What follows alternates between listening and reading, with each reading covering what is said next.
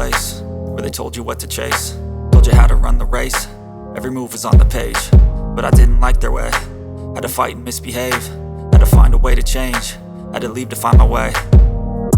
Caught up in a daydream, I beat my mind up there almost daily. It's how I pass time, no opinions safely. It's how I understand what I want in this place, see. Cause everybody wanna tell you bad things, what could go wrong, what fame brings. But success is a finicky thing, and if you ain't sure, no, it'll never be.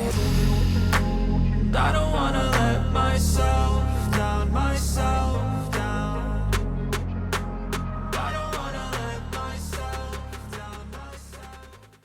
Yang pertama akan kami jelaskan bahwa Dewan Pengacara Nasional Indonesia didirikan pada tahun 2020 dan alhamdulillah sudah memiliki SK kepengurusan yang sah. Jadi kami perlihatkan di sini. Dari siapa? Dari Menkumham RI. Jadi ini kami sudah memiliki SK sebagai organisasi advokat yang sah. Lalu kami juga memiliki SK kepengurusan yang sah. Jadi ada nama-nama pengurus dan disahkan oleh Menteri Hukum dan HAM pada tahun 2020. Ini Oto punya nggak? Seperti ini. Oh, kau yang jawab ya.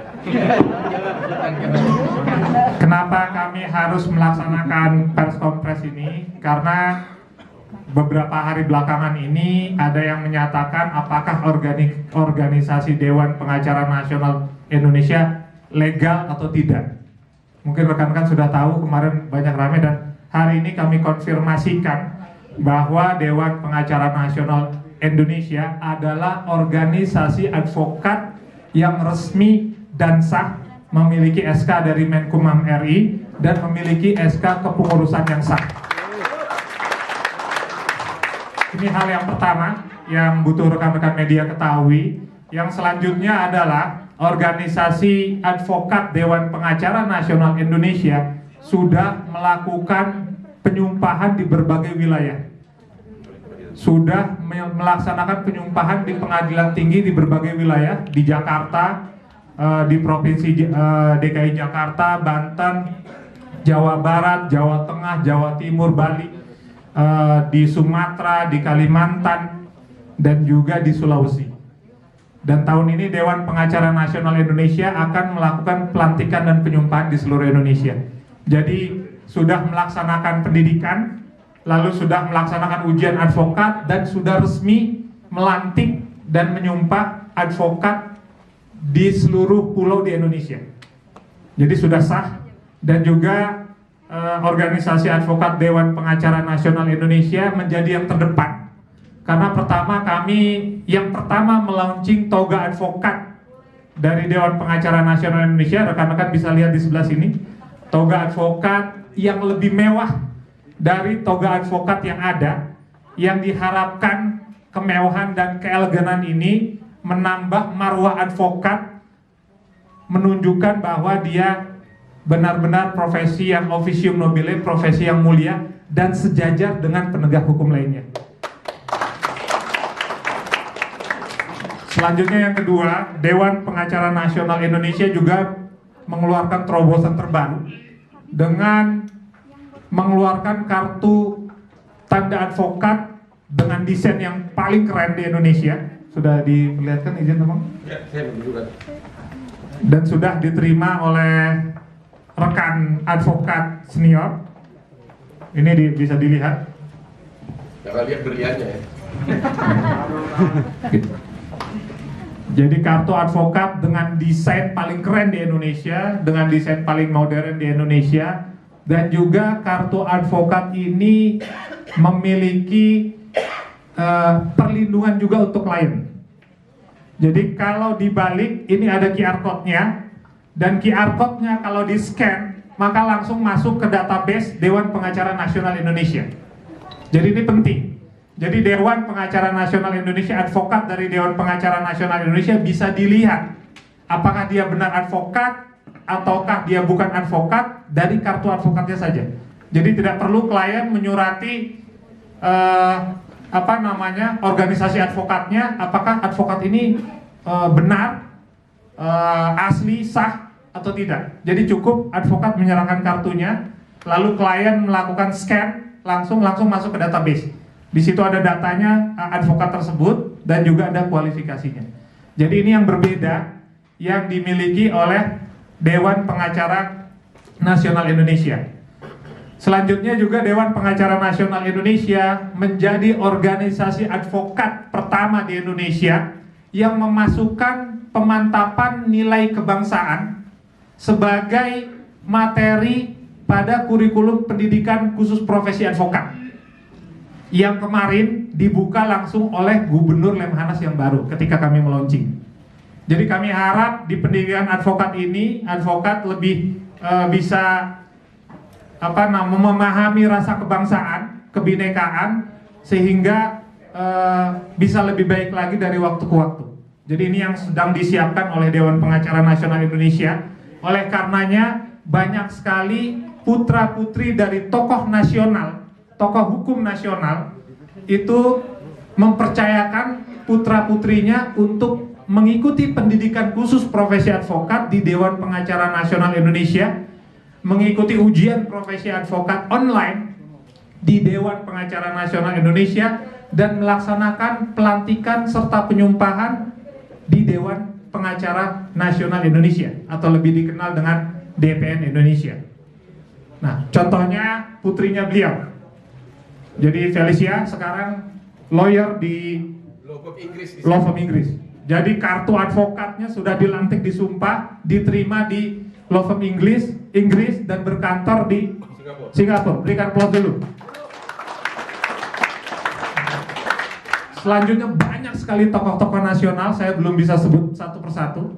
Jadi yang sudah mempercayakan putra-putrinya atau generasi selanjutnya dari advokat di Indonesia untuk belajar di Dewan Pengacara Nasional Indonesia. Hal inilah yang menjadi faktor kelebihan-kelebihan Dewan Pengacara Nasional Indonesia berkaitan dengan organisasi advokat yang paling inovasi.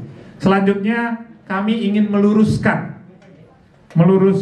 statement yang disampaikan pihak-pihak yang menyatakan organisasi advokat hanya satu. Kami ingin meluruskan di sini, kami ingin memberikan pencerdasan kepada masyarakat bahwa tidak lagi single bar di Indonesia.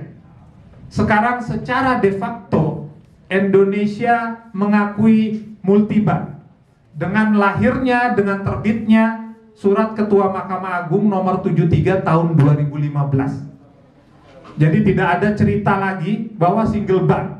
Single bar adalah mimpi di siang bolong. Berikan applause dulu. Mengapa demikian saya sampaikan? Karena sejak dahulu kala organisasi advokat diusahakan selalu bersatu, kemudian pecah lagi, disatukan lagi, kemudian pecah lagi, disatukan lagi, kemudian pecah lagi. Maka alangkah baiknya sudah dicoba beberapa kali. Yang dilaksanakan sekarang oleh Mahkamah Agung adalah dengan Surat Ketua Mahkamah Agung nomor 73 tahun 2015, organisasi advokat adalah multibar. Jadi kami ingin meluruskan, sekarang organisasi advokat banyak dilantik di mana-mana, organisasi advokat, jadi tidak ada lagi single bar. Tapi di Indonesia adalah multibar. Kalau undang-undangnya belum sesuai, maka itulah PR kita untuk menyesuaikan undang-undang tersebut. Kenapa demikian? Kami mengambil contoh partai politik. Partai politik tidak bisa hanya 3 atau tidak bisa hanya 1, karena begitu keanekaragaman di Indonesia. Oleh karenanya begitu juga organisasi advokat. Biar organisasi advokat ini tumbuh dan berkembang, lalu biar masyarakat yang memberikan penilaian terhadap kualitas dari advokat di masing-masing organisasinya. Jadi ini penting sekali yang kami sampaikan, mencerdaskan untuk seluruh masyarakat bahwa sekarang di Indonesia sudah tidak lagi single bar, tapi sudah multi bar, dan itu adalah fakta sekarang. Dan mudah-mudahan ini PR kami agar undang-undang bisa menyesuaikan ke arah yang lebih baik. Jadi ini demikian hal-hal yang dapat kami sampaikan. Selanjutnya kami sampaikan juga kelebihan dari Dewan Pengacara Nasional Indonesia. Jadi dahulu ketika selesai pendidikan khusus profesi advokat, maka advokat dibiarkan untuk magang selama 2 tahun sendiri. Jadi tidak diarahkan bagaimana apa yang harus dipelajari selama 2 tahun dalam proses magang. Nah, ketika calon-calon advokat di seluruh Indonesia, jadi kalau ada kegiatan kami diikuti 440 dan banyak sekali mahasiswa atau lulusan berpredikat cum laude. Di angkatan sebelumnya ada 80 lulusan cum laude dari seluruh Indonesia. Jadi banyak sekali lulusan terbaik sarjana hukum memilih tempat pendidikan advokat di Dewan Pengacara Nasional Indonesia bersama mitra kami FHP Law School dan universitas untuk mengikuti prosesnya. Lalu setelah ikut pendidikan selama 2 tahun magang, kami siapkan magang dengan 3 model magang. Yang pertama offline, yang kedua hybrid, yang ketiga online. Jadi dengan kondisi pandemi ini kita berikan kemudahan. Dan selama 2 tahun kami akan ajarkan bagaimana hafal di luar kepala membuat surat kuasa, bagaimana bisa membuat somasi 1, somasi 2, somasi 3, bagaimana advokat bisa melakukan membuat laporan polisi, bagaimana prosesnya, lalu bagaimana advokat bisa melakukan gugatan di pengadilan negeri, bisa membuat gugatan, bisa membuat pledoi, replik, duplik, dan kesimpulan. Lalu diajarkan bagaimana advokat bisa melakukan proses banding, membuat memori banding, melakukan kasasi, membuat memori kasasi, melakukan PK, membuat memori PK, melakukan judicial review, membuat memori judicial review. Jadi kami ajarkan dari awal sampai akhir sehingga advokat-advokat yang dilahirkan oleh Dewan Pengacara Nasional Indonesia adalah advokat-advokat yang memiliki kualifikasi yang lebih tinggi karena memiliki dilatih, dipersiapkan dengan yang lebih baik. Mengapa demikian? Karena kami harap advokat-advokat ini menjadi problem solver untuk permasalahan yang terjadi di masyarakat. Jadi ini penting. Dan selanjutnya juga di umur yang cukup ini, kami juga telah mendirikan Lembaga Bantuan Hukum Dewan Pengacara Nasional Indonesia yang sangat strategis, yaitu di Jakarta Pusat. Jadi sebelah Jakarta Pusat, lalu ada Kopi Joni 4 lantai, lalu kantor kami 4 lantai, ada sebelahnya ada BCA. Jadi kami memberikan bantuan hukum secara gratis. Tidak ada lawyer fee, tidak ada success fee untuk masyarakat di Indonesia, dan akan kami bangun di seluruh provinsi di Indonesia. Dan yang hadir memberikan pelayanan hukum adalah putra-putri terbaik bangsa, lulusan-lulusan cum laude di Indonesia yang memberikan bantuan hukum kepada para pencari keadilan di Indonesia. Selanjutnya, Dewan Pengacara Nasional Indonesia juga membuat terobosan baru.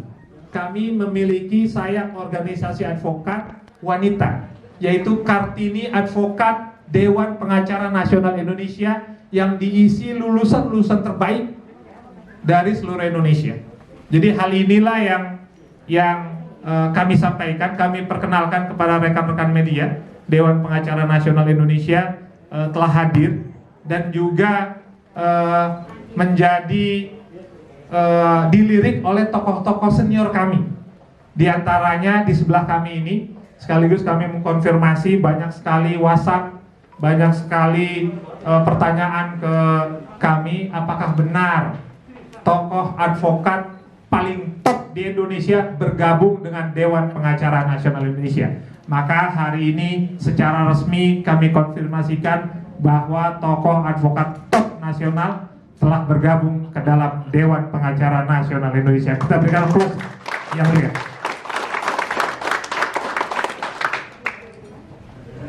Alasan beliau bergabung mungkin lebih tepat akan disampaikan oleh beliau secara langsung sebagai pilihan objektif dan pilihan yang murni yang dilaksanakan oleh beliau perpindahan ini. Jadi tidak ada paksaan sama sekali, tidak ada gimmick, tidak ada A dan B dan C. Jadi beliau dengan melihat apa kelebihan-kelebihan dari organisasi advokat Dewan Pengacara Nasional Indonesia yang sudah melantik, mendidik dan melantik ribuan advokat segala macam yang paling progresif saat ini. Nah, kita akan dengar apa yang membuat beliau secara langsung bergabung dengan organisasi advokat Dewan Pengacara Nasional Indonesia, dan kami harap nanti seluruh advokat-advokat muda dan advokat-advokat senior juga bisa bergabung dengan organisasi advokat Dewan Pengacara Nasional Indonesia, karena kami sedang mempersiapkan 50.000 kartu advokat baru yang kami siapkan untuk menyambut perpindahan advokat-advokat dan persiapan advokat-advokat bergabung ke dalam Dewan Pengacara Nasional Indonesia. Kita berikan aplaus dulu. Kepada rekan advokat Hotman Paris kami persilakan. Silakan.